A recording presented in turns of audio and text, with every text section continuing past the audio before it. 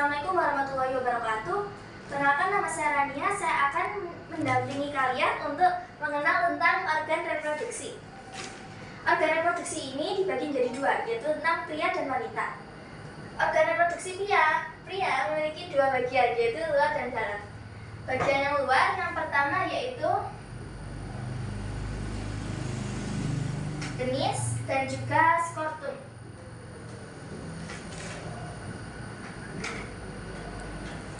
Penis berfungsi sebagai jalan keluarnya kencing dan juga sperma. Lalu skrotum merupakan bagian di luar yang berbentuk seperti kantong yang di dalamnya terdapat testis.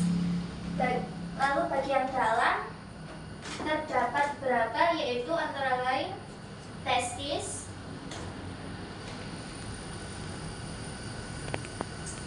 dan juga epididymis,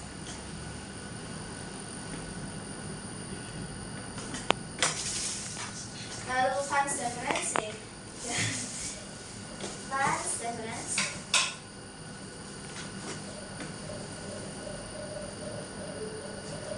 yang keempat uretra,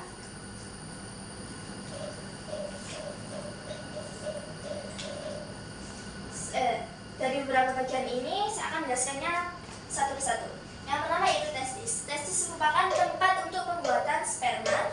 Lalu epididymis merupakan tempat sebagai penyimpanan sementara untuk sperma. Lalu vas deferens yaitu sebagai penghubung antara epididymis dan uretra.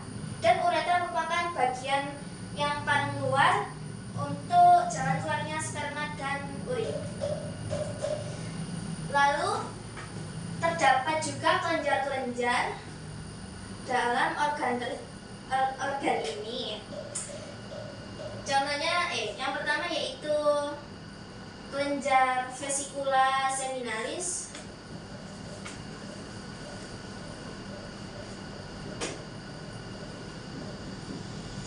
yang kedua yaitu kelenjar prostat, dan yang ketiga kelenjar Cooper.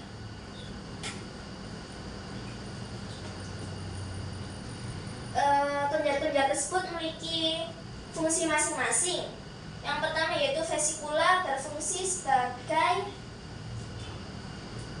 untuk menghasilkan zat-zat yang sebagai untuk mengembangkan sperma, untuk perkembangan sperma.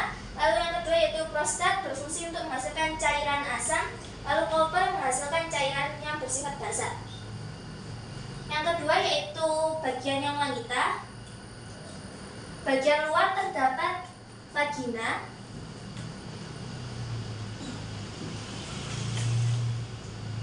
Bagian luar ini, vagina berfungsi sebagai jalan keluarnya menstruasi dan juga bayi.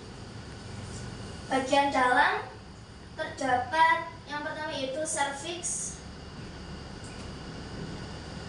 dan yang kedua yaitu tuba fallopi.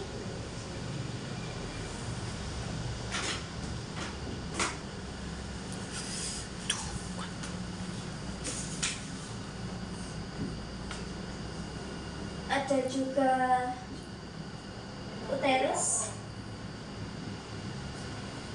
dan yang keempat yaitu ovarium.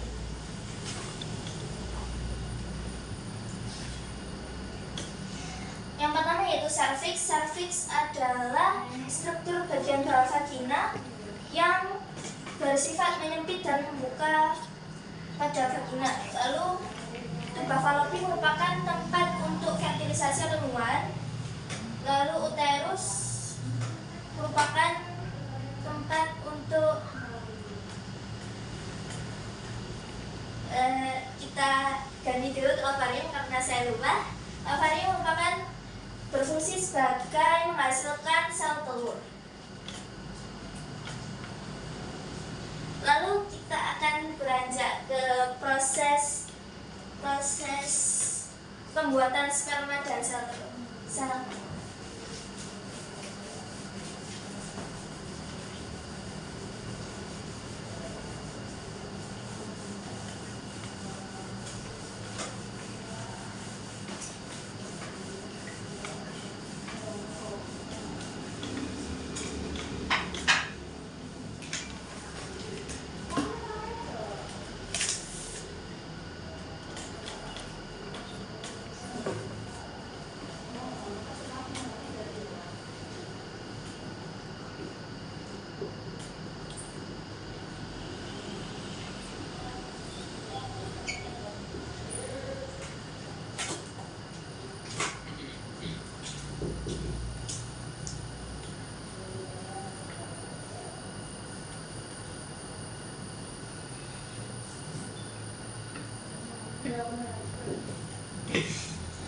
Yang pertama yaitu spermatogenesis. Spermatogenesis merupakan proses pembentukan sperma atau sel spermatozoa.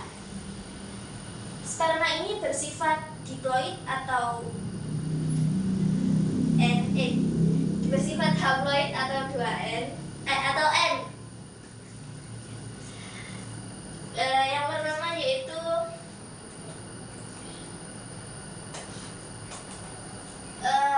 berasal dari testis yang membentuk sperma, lalu dialihkan ke epididymis sebagai tempat penyimpanan sperma sementara, lalu beralih ke vas deferens, lalu menuju ke uretra. Yang kedua yaitu oogenesis.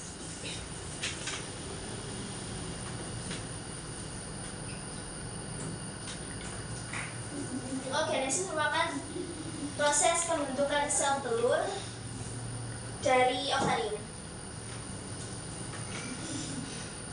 Cikal bakalnya yaitu awalnya yaitu pembentukan bakal sel telur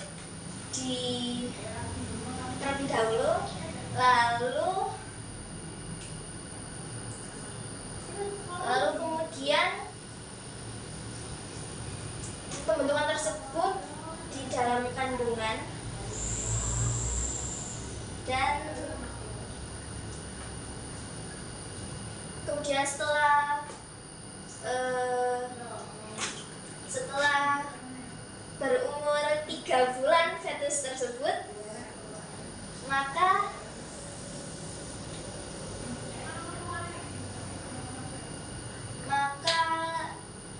sel telur tersebut sudah matang. Kemudian saya akan menjelaskan tentang hormon-hormon yang berpengaruh terhadap proses pembentukan sel tersebut. Yang pertama yaitu hormon FSH atau hormon folikel, dan yang kedua yaitu hormon LH. Sekian, terima kasih presentasi dari saya. Saya akhiri. Wassalamualaikum warahmatullahi wabarakatuh.